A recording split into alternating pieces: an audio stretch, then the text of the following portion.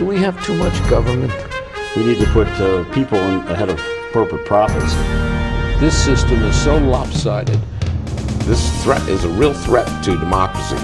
And I think that's really important. That's something we haven't been doing in this country for a long time. Where do you start? What do you do? How do you do it?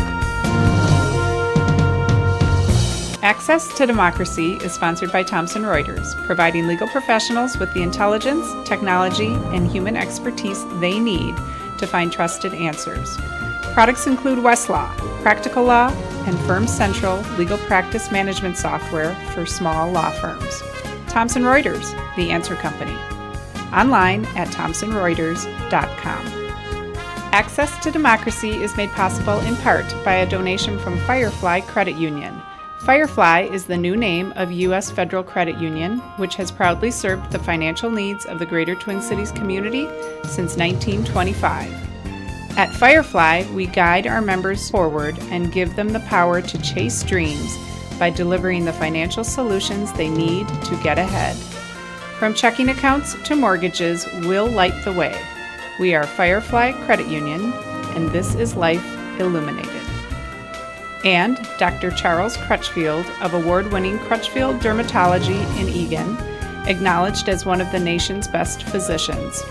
A Minnesota native who trained at the Mayo Clinic, Dr. Crutchfield personally treats all patients and states that experience counts and quality matters. Crutchfield Dermatology. Look good, feel great, with beautiful skin.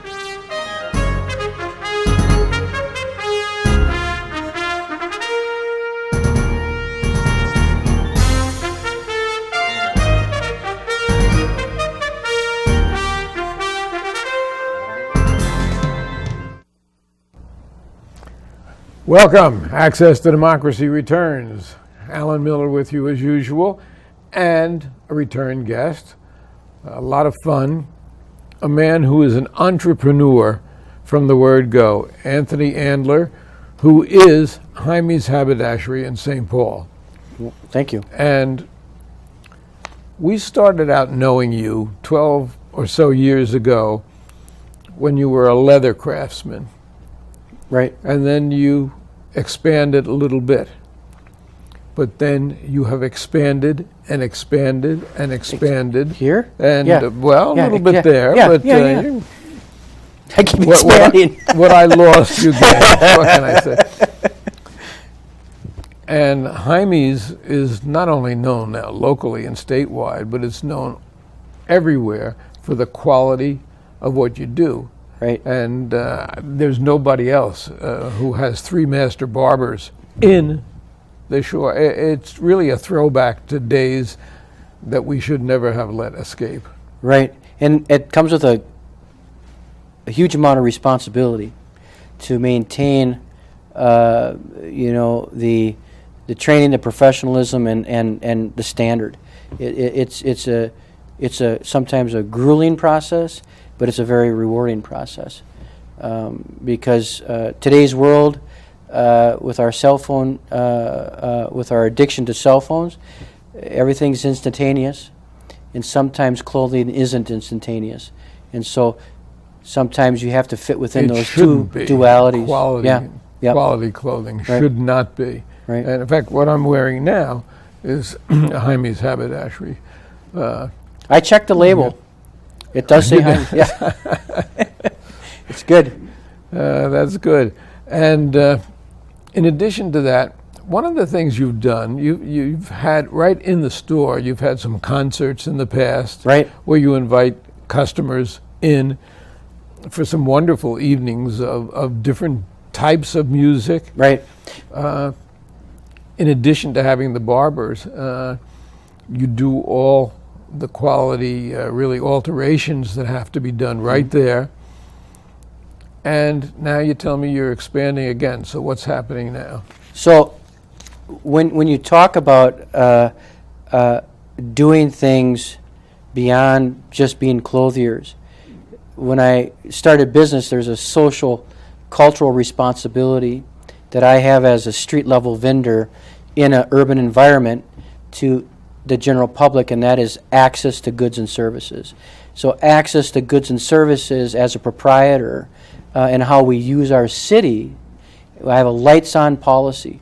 So that means the public comes in, they can partake in education, reading a book, understanding form, function, and fashion, having access to cultural experiences like cabarets and stage shows. So there's an interchange between the dynamic of music, culture, and keeping people involved in their city. And so all that and more, I've taken some steps this past year to improve those amenities by remodeling the store. And interestingly enough, 10, 12 years ago, St. Paul was really a struggling city.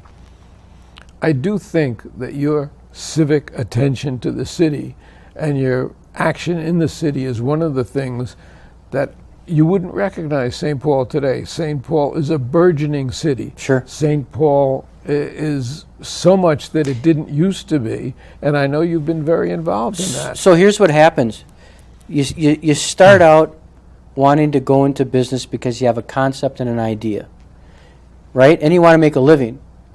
But what happens as you mature with the business, you become something other than, right, the guy who owns a shop, who runs a shop. You become sort of an administrator to that business. And so it becomes something larger than yourself if it's successful. And so it's not about me anymore, right? But it's about the direction of where the business is at now and where we want to take it. It's about paying attention to what people's needs, wants, and desires are, and not having a business that doesn't fit into the landscape, but one that complements the landscape. So important. The landscape actually is being enhanced by Heimie's. I can say that very, very honestly. You have done so much in terms of bringing in quality, bringing in fabrics, bringing in designs that really have enhanced an individual and or yourself. And now I know you do a tremendous amount of work on formal wear. Right. And you've just had an expansion for basically people, men preparing for their weddings. Right. Yeah. You've so emulated the Oval Office. Yeah, and I call them important dates and times in our lives, right? And I can't stress that enough that if you're a politician getting ready to do a stump speech, if you're a CEO ready to give a conference, if you're a young man ready to get married, these important dates and times that define our lives as people, our experience, we're responsible for that wardrobe. So you got up this morning and you said, I'm going to interview Anthony. I'm going to wear one of his coats specifically for today's event, right? And his pants. But see, that's how important it is what we do every day on across the board as human beings, how we prepare ourselves for special dates and occasions should take place every day, and that's what we do at Heimie's. We try to support that. Now, you did some manufacturing. I think you have a warehouse also. Right. But you have done some manufacturing in addition to that. Right. And you started making carry-ons. Right. Leather and canvas equipment gear for hunting, fishing, and travel. And so I've always had a handmade concept with the store, things that were locally made, things that were made in Canada, things that were made by me, designed by me, made by me, controlling our own distribution, manufacturing things, making things, right? Training people how to use their hands, use their minds to create, design, and make have always been a goal of mine, and part of my business plan is to give that knowledge to young craftsmen, show them how to use their hands and their minds to make things, and bring a product to market from scratch is it's the part that I really enjoy. And you really have done it in a dozen years to unbelievable success. Right, and just kind of scratching the surface as to, why am I doing it? What is it that I do every day? Why do I do it? Again, it's the beauty of form and function when it's brought together in a concise way. Like we use an example like a fly fishing creel, right? If you're going to take that handmade product out in the field with you to fly fish, and then you're standing next to your son and you're having a conversation, the bag becomes part of the stories that you have with a father and son. So it becomes more meaningful than just a product, a price, a profit, right? I can't give product, price, and profit to anybody's experience with their son, their father, or their granddad. So that's why I make the product, so they can tell the stories. Well, my grandfather is amazed at how you have progressed. And of course, my grandfather is dead for about 80 years now, but his portrait hangs right in Heimie's, where he overlooks things. Sure. And, he checks the books every once in a while. He checks the book. That figures. So, he was a businessman. He's been good to have around, a CFO. And, who knew? And someplace we have a portrait of my grandmother in there also. Right. So you know the importance of story. Very much so. And I think right now, beyond what I do, we are looking for a way to connect socially and in our relationships, our everyday relationships. There's a conversation that happens with an intimate proprietorship like Heimie's, the conversations that happen every day.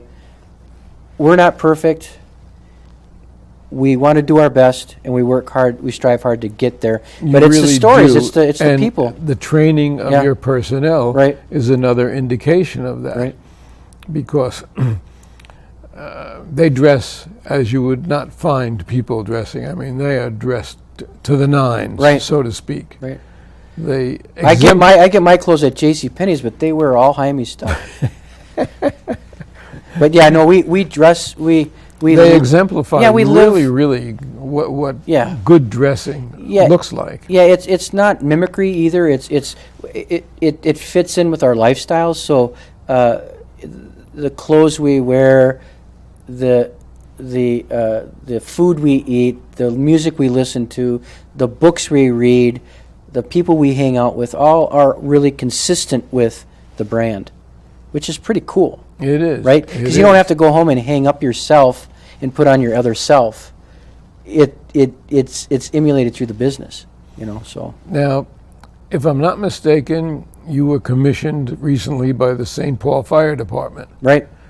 Tell us about that project. Well, it was 3 years in the making. I worked hand in hand with designing, creating a honor guard uniform that was consistent with a uniform that was used in the 1880s. And so I archived some uniforms. I did the research, recreated that uniform using 22-ounce wool, which that same fabric was being milled back in the day. I found out who the mill was, got them to run me a short run of fabric from the same looms that they used back when they made these original uniforms. They used to wear these uniforms into burning buildings. Oh, that's why I'm talking about the uniqueness of Heimie's. I mean, who would do that? Who would be crazy enough to do that? No, I donated a lot of the time and a lot of the materials as a way to exchange that story with them, to say, look, I support you guys, I honor you guys, and I want to be part of this thing. And so we donated 80 man hours and the fabric in pursuit of that. And we actually, Mayberry made us the buttons. They still had the button form in their factory. I called a guy. Incredible. This old guy on the phone. He's, I'm going to go check for you. He goes in the back. I hear some clinking, some this and that. He pulls down a St. Paul Fire Department seal that he's had since the 1800s and said, yeah, we still got it. Do you want us to run some? And so the uniqueness of the uniform is that it's the exact replica. It's the exact replica, and it's such a. I wanted to do a documentary film, and on the making of this uniform, and I shot a lot of footage for the fire department. So we started this documentary, and I've got enough footage to put together the rest of the piece and give it to them as a promotional item. So when they do these fundraisers, they can show the video and say, "Look, this is what we did. This is who we are. This is what we want to represent." And so it's. I still might finish that project. I don't have the time right now, but it'd be neat to finish. So what have you got going in particular right now? Not a dang thing. I'm looking for a job. Yeah. No, so right now, as I'm just finishing up the back end of construction. So we're going through the punch list of what needs to be done at the store. What is this, the third or fourth expansion? This is 1, 2, 3, yeah, the fourth. Yeah. And so what's interesting, I was telling Sharon earlier, I was talking about evolution and how your business tells you when you need to make the next move. You know, you got to listen to what your business is saying, and none of the things that we've done have taken away from our business, but have always, the question is, how is it going to benefit the business? And the number one thing is how you gather information, store information, and then use information, right? Ask those 3 questions when you're going to do something with your business. And you implement that change to better serve the consumer, because it's all about service. And I think that's the one thing that we had always struggled with, is going from an old way of gathering information and storing information and using it to a new way.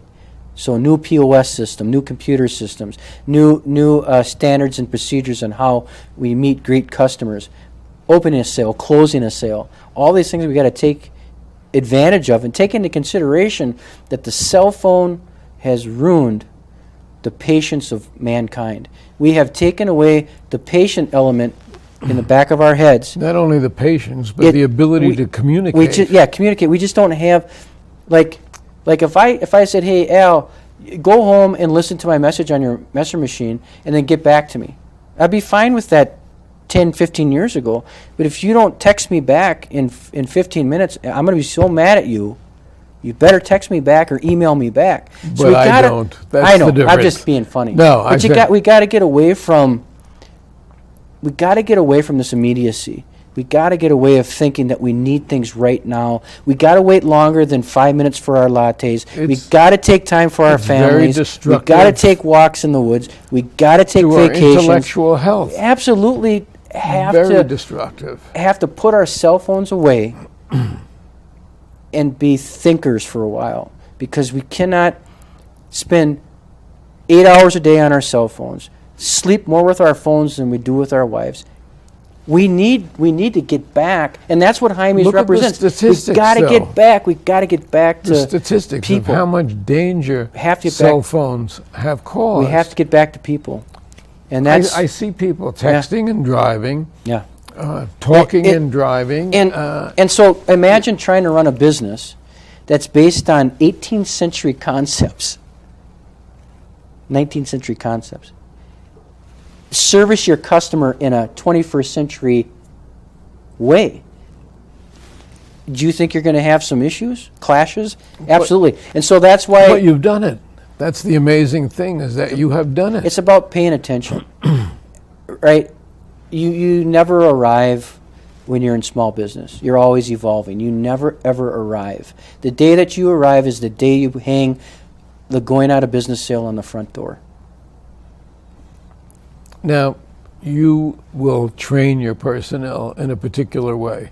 Tell us how you do that, because it's the Heimie's manifesto. They are mirror Yes. images of each Well, other in training. It's about knowledge, and I know you talked about that with the young chef and the business owner. And what's important is that we're educating young people to believe there's a career. If you want to make a career at anything, there's a career there for you, because you reward through a learning and application, and you reward through the activeness of what that person's doing for the business, right? If you make $1, I'll give you $2. So we have to know that we have to structure our businesses in such a way that we're profitable, but that everybody shares in the profit. So when you're training, that's another thing that society, in fact, if you look at the election, the presidential election, right? The divergence We can talk about that here. Of we've had so many politicians, and of course you're in the capital city. Yeah. We've had so many on the show, and judges otherwise, and of course I mention Heimies. They all know Heimies.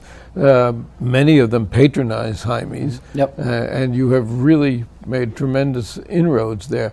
But it's the 1% and the 99%, and giving the 99% something to look forward to think that they can strive and get ahead. Yeah. And that's really important. Yeah, and that so we can't American Idol everything, right? We don't say, well, I'm going to pay off all my bills if I win the lottery, or I just need that one chance on American Idol to make it big. We cannot do that with ourselves when it comes to, like, who are we? What are we going to become? Well, if only I got offered another job that paid better. We are in control of our own destinies. We have to be given the tools to be successful. It's up to us to take advantage of those tools to make ourselves successful. Nobody can do that for you. And so I can show people the way, I can give them the tools, I can give them the training, but in the end they have to believe in themselves that it's okay to be a haberdasher, right? That it's okay to be a line cook. That it's okay. Worked for Harry Truman. I mean, come on. It's okay to be that. We all are not going to be rock stars and movie stars, right? But yours is not a clothing establishment. Yours is a haberdashery, and it's very unique. Right. And of course that poses special problems for you, but special benefits for your customers and for the people who patronize you. And so let's take the name Heimies and take us back to where that comes from to where we are today. Well, I mean, we're going back over 200 years of working with our hands. My great-great-grandfather traveled with his grandfather from Russia after the Russian Revolution. Before that, those guys were sitting behind sewing machines. Those guys were hand-stitching rags together. Those guys were tailoring things for the aristocracy of the time in Russia. And the Russian Revolution was just 100 years ago. Sure, and that made our family have to move from one situation and come to the United States to establish themselves as merchants, as makers, and purveyors, and so it's over 200 years of that sort of genetic coding that happens with your hands. That's where I'm at, And there was an original Heimies haberdashery, which you have adopted, right? So the original store was Heimie's, and it was Heimie's. It was a tailoring shop, and then after World War II, it became Heimie's Menswear. Ready-made clothing became available. Manufacturing was set up by the war effort, so we were able to make things for the masses. Before that, it was a lot of handmade going on, and so you could afford a suit, 2 suits. You see these guys plowing farm fields with a suit on. They had 2 articles of clothing in their whole dang closet because if mom didn't make it, right, somebody else did and it was expensive. And so after the war effort, the making of the uniforms and the Industrial Revolution and everything that took place allowed us to get mass-produced goods for cheap, right? And so You've turned that on its head. yeah, You really have. Yeah. I mean, not that you don't have goods that are mass-produced goods, but the other side of the coin is you have goods that are carefully crafted for the individual. yeah, and so again, it's learning how to do that in a society that's not used to it anymore. It becomes a really peculiar thing because a certain amount of education goes into that. It's dangerous also. It is. It's you're walking that fine line, and if one thing is not right, it can be devastating. So, how do you do that? You invest in software, you invest in social media, you invest in all the things that are going to help protect you in that sort of marketplace, so that you can be competitive, still make people happy, and deliver the goods that they're thinking that they're going to get. So, And as we look down the road, Heimie's expands. St. Paul has had tremendous expansion and growth, very positive. Being at the right place in the right time yep. helps, but also making the things happen that you have made happen and participating in your community is another part of it. And I have to say too, the financial part of owning, running, and evolving as a business, you have to have money. And small bank relationships for me have been very important. How we finance things, how we use our cash. And so as we look towards the future, those small bank relationships, business relationships that you've established, like let's say we open a store, 4 stores in 4 major cities. It's all going to take a considerable amount of cash. And so I'm asking you today. No, I'm just kidding. We got 45 seconds. I'm just saying that the next step to that evolution will be another store investment. You know, and you have to be careful. The individual, the personality, the perseverance, the education, the intelligence. There's very much to it. We're talking to Anthony Andler, Heimie's Haberdashery, St. Peter's Street in Yep. St. Paul. And for an experience, walk in there. Absolutely. Thank you so much. I appreciate Thank it. you. You bet.